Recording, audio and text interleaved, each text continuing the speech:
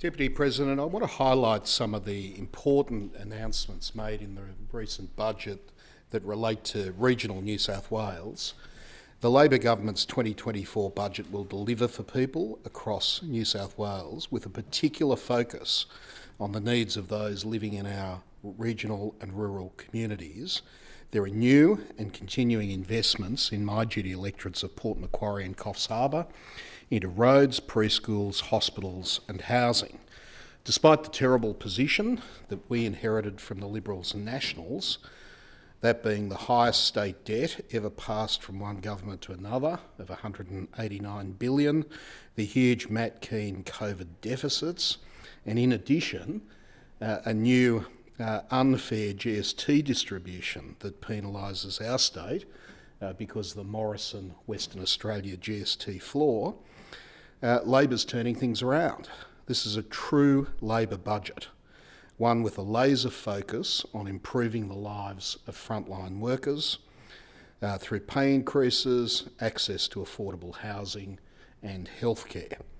The budget contains $3.4 billion in upgrades to New South Wales hospitals and health facilities, of which nearly $1 billion is allocated towards rural and regional capital works projects. In Port Macquarie, there'll be $265 million for the upgrade of Port Macquarie Hospital to provide for a greater range of services, including emergency and maternity services for the Mid-North Coast. There'll be new public preschools as part of the New South Wales Government's 100 new public preschool program, including one at Tacking Point Public School in Port Macquarie. The New South Wales Government's continuing to invest in transport and roads infrastructure across regional New South Wales, including continuing funding for the $926 million construction of the Coffs Harbour bypass.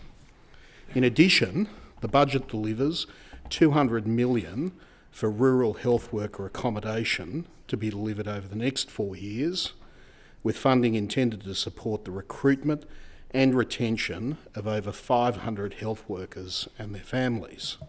It will deliver approximately 120 dwellings, including the building of new accommodation, refurbishment of existing buildings and purchase of suitable buildings such as motels.